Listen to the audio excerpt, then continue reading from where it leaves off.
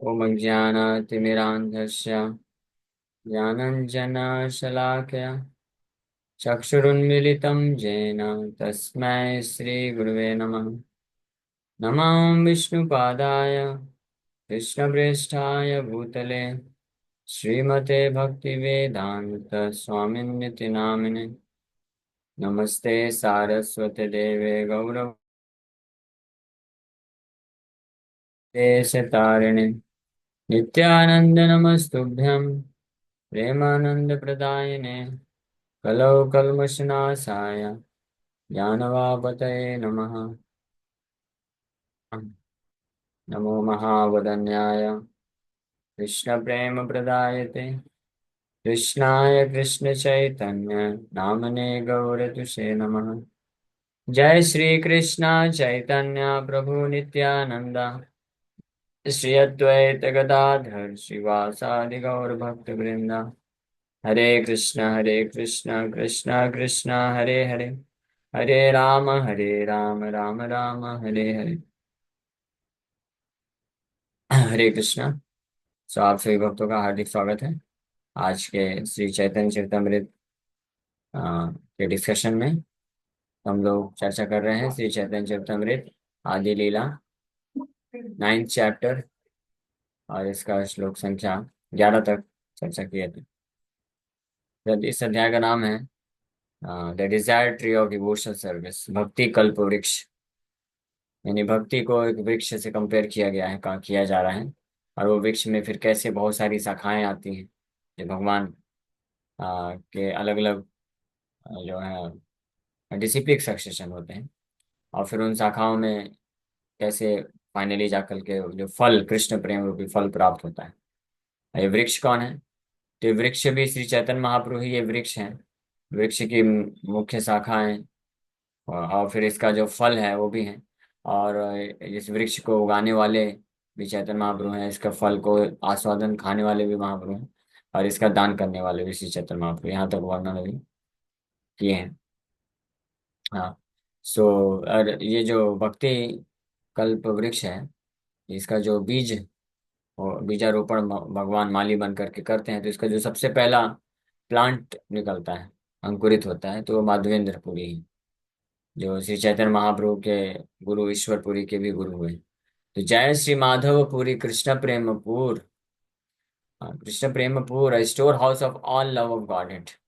भक्ति कल्प तरुरते हो प्रथम अंकुर।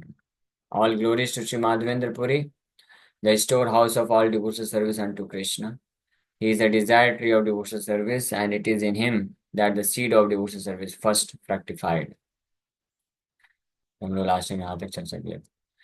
श्री ईश्वर पुरी रूपे अंकुर पुष्ट हैला, आपने चैतन्य माली स्कंध उपजिला।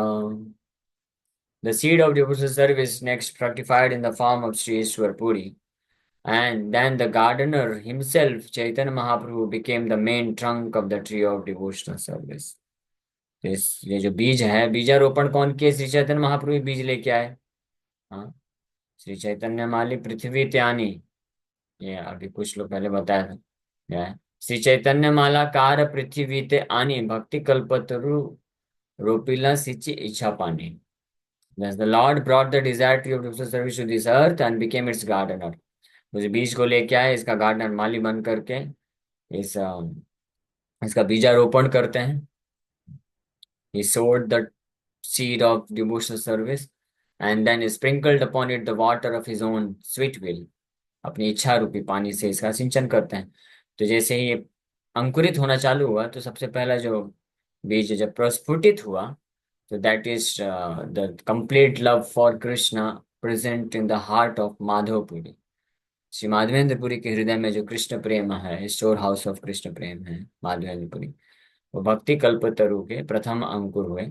फिर उनके जो उसके बाद जब ये अंकुरित होकर के और आगे बढ़ा, तो अंकुर पुष्ट हैला, this next fructified pushed the seed when it was cultivated further, so it became Shri Ishwarpuri. और उसके पश्चात फिर जो है शाखा इसमें आने लग जाती है, ब्रांच। ब्रांच जो सबसे, तो सबसे जो मेन ट्रंक, मुख्य ब्रांच, मुख्य शाखा हुई, main trunk of the tree, वो फिर चैतन्य महाप्रभु खुद ही वो ट्रंक बन जाते हैं। आपने चैतन्य माली स्कंध उपजिला। तो Srila Bhakti Siddhanta Saraswati Thakur writes in is Anubhashya, Anubhashya इस इन श्लोकों के तात्पर्य में शिला भक्ति सिद्धांत सरस्वती ठाकुर लिखते हैं इस प्रकार से। Sri Ishwarpuri was a resident of Kumarhat, where there is now a railroad station known as Kamarhat. Nearby there is another station named Halishhara, which belongs to the Eastern Railway. This railway runs from the eastern section of Calcutta. Ishwarpuri appeared in a Brahmin family and was the most beloved disciple of Sri Madhvendra Puri. In last portion of Sri Chaitanya Charitamrita, it is stated, Ishwarpuri जो है कुमारहट ग्राम में प्रकट हुए, जहाँ पे भी एक railway station है।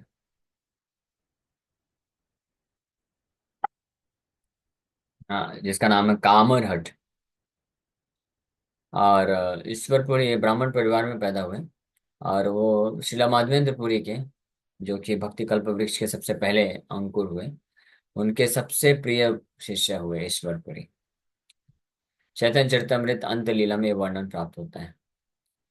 ईश्वरपुरी गोसाई करे श्रीपद सेवन, स्वहस्ते करे नमल मूत्रादि मार्जान,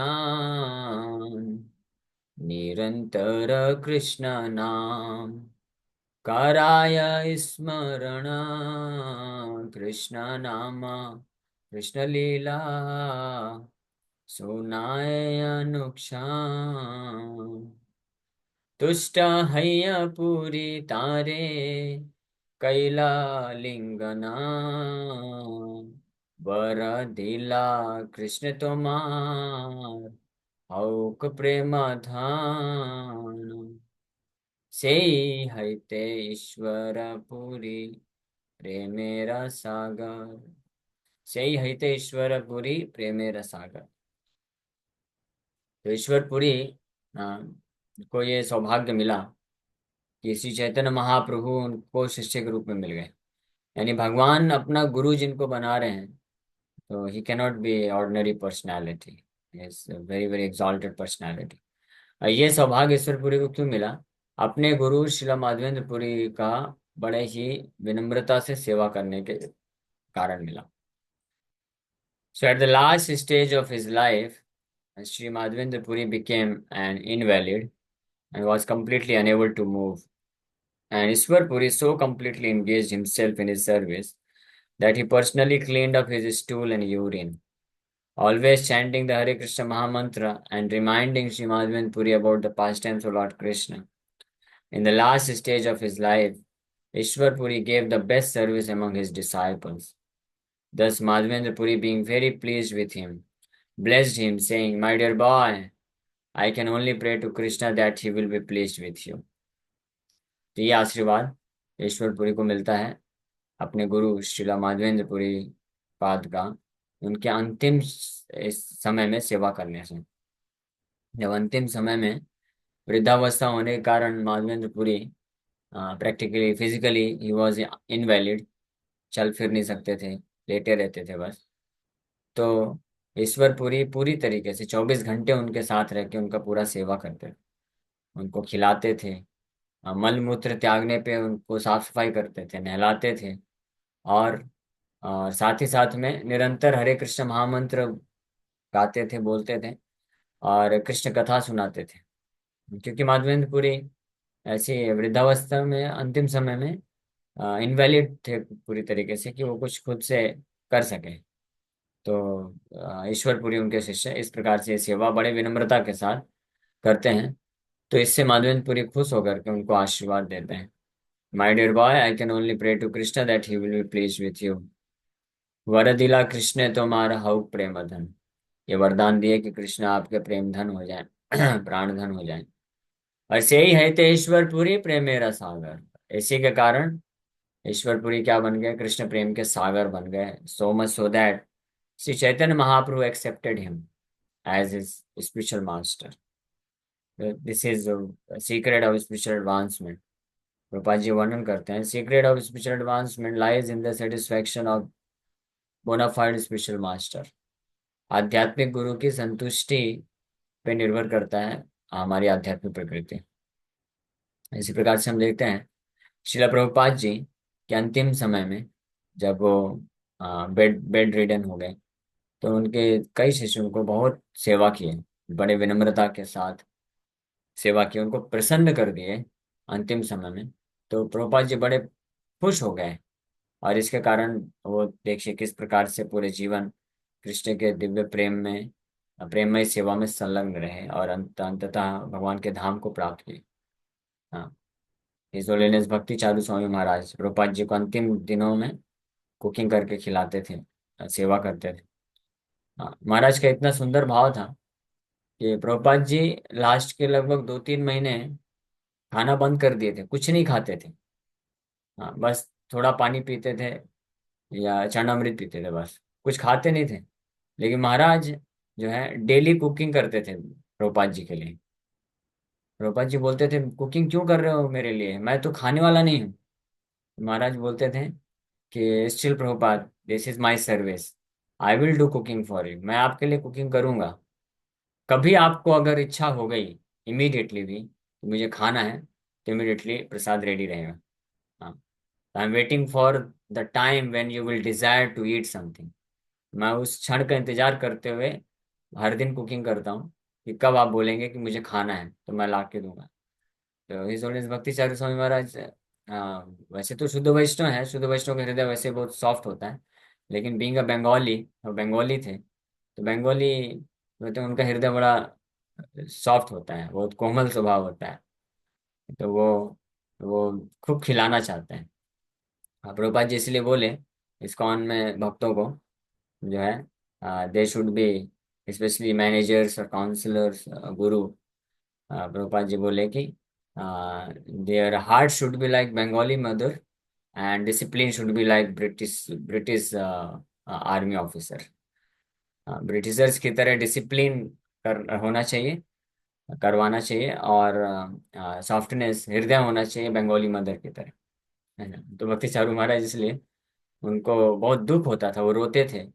प्रभुपाद जी कुछ नहीं खाते थे, ये देख करके वो दुख होता था। और कई बार प्रभुपाद जी के पास जाकर के वो रिक्वेस्ट करते थे कि प्रभुपाद, आप पिछले 4 दिन से 5 दिन से कुछ नहीं खाए हैं, कुछ तो खाइए, कुछ तो खाइए। तो प्रभुपाद जी बोलते थे, आई एम परफेक्टली फाइन, मुझे बिल्कुल भी इच्छा नहीं है।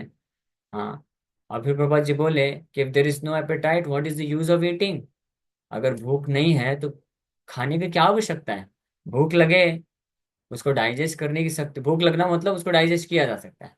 अगर भूख नहीं लग रही है, दैट मीन्स खाने का कोई मतलब नहीं है, डाइजेशन ही नहीं होगा। तो प्रभुपाद जी तो समझाते थे, लेकिन उनका हृदय इतना सॉफ्ट था कि समझते नहीं थे वो, प्रेम के कारण, सो मच अफेक्शन ही डेवलप। और ज़्यादा समय नहीं हुआ था, 1976 में प्रभुपाद जी से मिले, और with in 1 year Prabhupada ji उनको तीनों दीक्षा दे देते, संन्यास दीक्षा भी दे देते हैं। और इतना प्रेम विकसित हो जाता है कि प्रभुपाद जी के लिए पूरा जीवन समर्पण कर देते हैं, और डेली कुकिंग करते थे। तो ये सेवा उन्होंने किया था लास्ट में। प्रभुपाद जी के जाने के बाद हम देख सकते हैं कैसे Maharaj throughout his life he became a wonderful preacher of Krishna consciousness all over the world, spiritual master, and finally he left body and went back home, back to body. हमारे गुरु महाराज भी, प्रभुपाद जी उनको सेवा दिए थे, बीबीटी ट्रस्टी बनाए, और book distribution का जो है इंचार्ज बनाए, इसका wide wide spread distribution and publication के लिए, और जीबीसी बनाए इंडिया का। 1977 में रशिया में एग्जीबिशन करना था प्रभुपाद जी के लिटरेचर का, तो महाराज गए थे प्रभुपाद जी की बुक्स को एग्जिबिट करने, प्रेजेंटेशन कर देने के लिए। तो इतना सुंदर तरीके से प्रभुपाद जी के जितनी भी बुक्स उस समय कंप्लीट थी, उसको एग्जीबिशन में लगाए और प्रेजेंटेशन किए, कि रशियन गवर्नमेंट बहुत इम्प्रेस हो गई, और उन्होंने सर्टिफाई कर दिया वहाँ पे, सर्टिफिकेट दे दिया कि books by Bhaktivedanta Book Trust are bonafide religious scriptures और लिटरेचर। और तो इस प्रकार से अलाउ थे। तो वो जब लेटर लेके आए महाराज, तो प्रभुपाद जी बहुत खुश हो गए। उनकी आंखें पूरी ऐसे खुशी के मारे चमक गई। और कई महीने से कुछ खा नहीं रहे, लेकिन ज्यादा कुछ बोल नहीं पाते थे। लेकिन जैसे वो लेटर मिला, इतने खुश हो गए प्रभुपाद जी कि जो भी मिलने आता था सबको वो लेटर दिखाते थे और बड़े खुश होकर के बोलते थे, Jassi, my disciple Gopal Krishna Prabhu has brought this certificate from Russian government. Russia उस समय यूएसएसआर कम्युनिस्ट कंट्री थी, तो इतना आसान नहीं था कि कोई रिलीजियस रिलीजियस मूवमेंट को वो लोग सपोर्ट करें। बट महाराज के प्रयास से ये सक्सेसफुली मिल गया, तो प्रभुपाद जी बहुत खुश हुए और सबको बताते थे। तो इसको बोलते हैं pledge one who satisfies the spiritual master. आध्यात्मिक गुरु को प्रसन्न करने से फिर वो बड़ी तीव्रता से भक्ति में प्रोग्रेस करते हैं। सो यहाँ पे ईश्वरपुरी जो कि सेकंड डिसिप्लिक सक्सेशन में आते हैं आफ्टर माधवेंद्रपुरी। और उनको ये सौभाग्य मिलता है कि चैतन्य महाप्रभु उनको गुरु के रूप में स्वीकार करते हैं, and he became filled with complete Krishna consciousness. सही है, तो ईश्वरपुरी प्रेमेरा सागर, कृष्ण प्रेम के सागर बन गए वो गुरु की कृपा के कारण। Thus Ishwarpuri, by the grace of his spiritual master, Sri Madhvendra Puri, became a great devotee in the ocean of love of God. Madhavendra Puri की कृपा से कृष्ण प्रेमेर सागर साहित्य बन गए। श्रील विश्वनाथ चक्रवर्ती states in his Guru Ashtaka prayer, यस्य प्रसादात् भगवत प्रसादो, यस्य प्रसादान्न गति कुतोपि। By the mercy of the spiritual master, one is blessed by the mercy of Krishna. Without the grace of the spiritual master, one cannot make any advancement. यस्य प्रसादा, यस्य मतलब जिनकी कृपा से, भगवत प्रसादा भगवान की कृपा प्राप्त हो जाती है। यस्य अप्रसादान, अप्रसादान मतलब जिनकी कृपा ना होने पे, या अप्रसादान मतलब डिससेटिस्फैक्शन।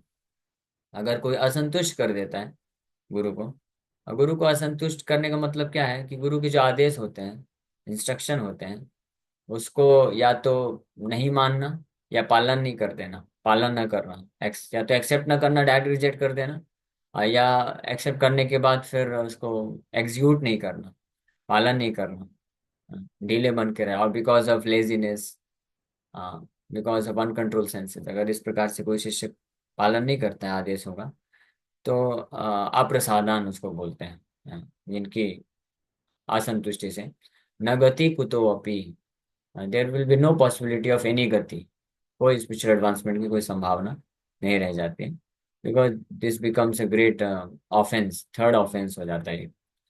तीसरा नाम अपराध, to disobey the orders of the spiritual master, और to not follow the instructions of the spiritual master. आध्यात्मिक गुरु के आदेशों का पालन न करना, उल्लंघन न कर देना।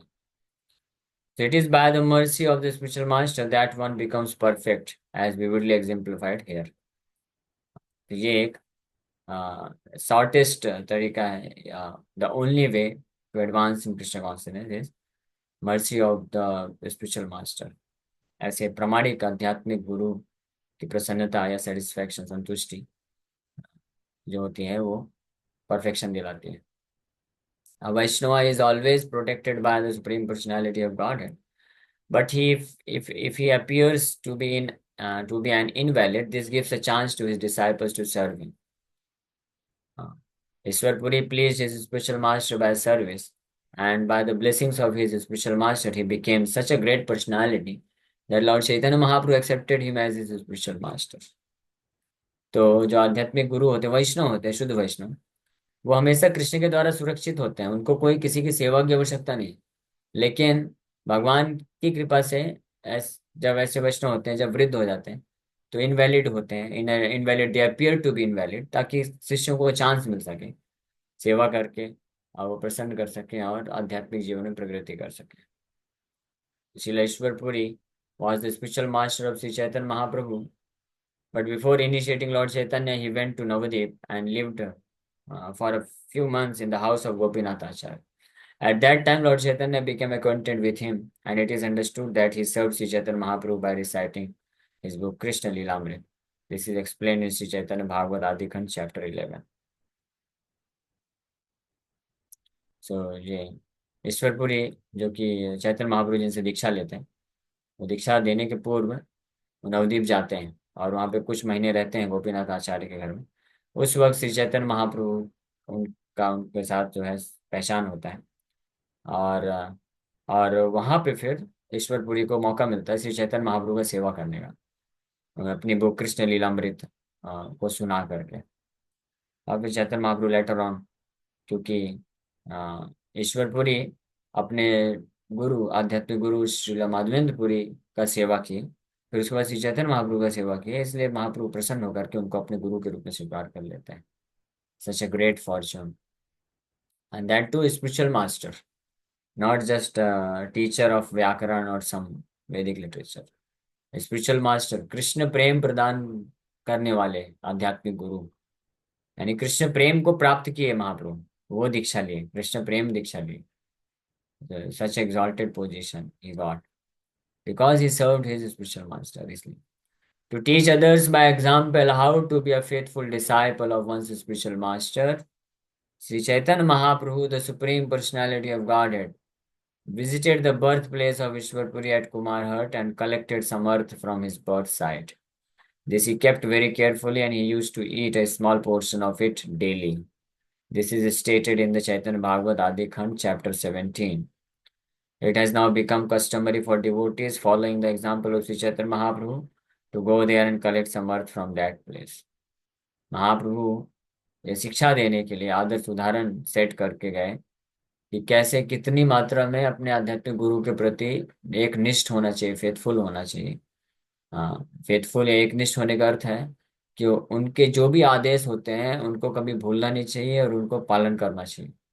हाँ, तो महाप्रभु जो है उनके जिस गांव में जन्म लिए थे, बर्थ प्लेस, जन्म स्थल, वहां पे जाकर के वहां से मिट्टी कलेक्ट करते हैं और डेली उसको थोड़ा थोड़ा खाया करते थे, रिस्पेक्ट शो करने के लिए कि जिस स्थान पे ईश्वरपुरी का जन्म हुआ है वो स्थान इतना पवित्र है कि उसका मिट्टी खाने से मैं शुद्ध हो जाऊंगा, इस भाव में महाप्रभु खाते थे। तो ये शिक्षा देने के लिए कि how much faithful we should become to follow the instructions of spiritual master, आध्यात्मिक गुरु के आदेशों का पालन करने के लिए कितना एकनिष्ठ होना चाहिए।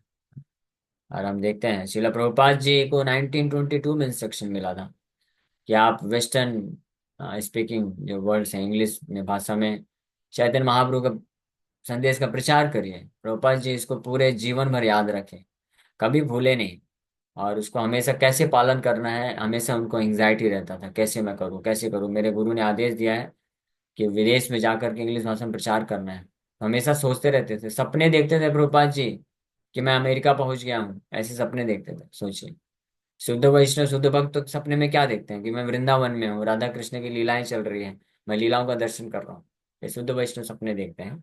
हाँ, लेकिन जो शुद्ध वैष्णवों की सर्वश्रेष्ठ अवस्था में होते हैं, the top most kind of pure devotees होते हैं, वो अपने सपने में देखते हैं कि कैसे मैं अपने आध्यात्मिक गुरु के आदेश का पालन करूं।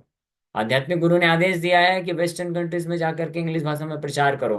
प्रभुपाद जी सपने देखते थे, वृंदावन में रह करके सपने उनको आते थे अमेरिका के, कि अमेरिका में जाके मैं प्रचार करूं, मैं अमेरिका पहुंच गया हूं, अब मैं प्रचार कर रहा हूं। इस प्रकार के सपने देखते थे प्रभुपाद जी।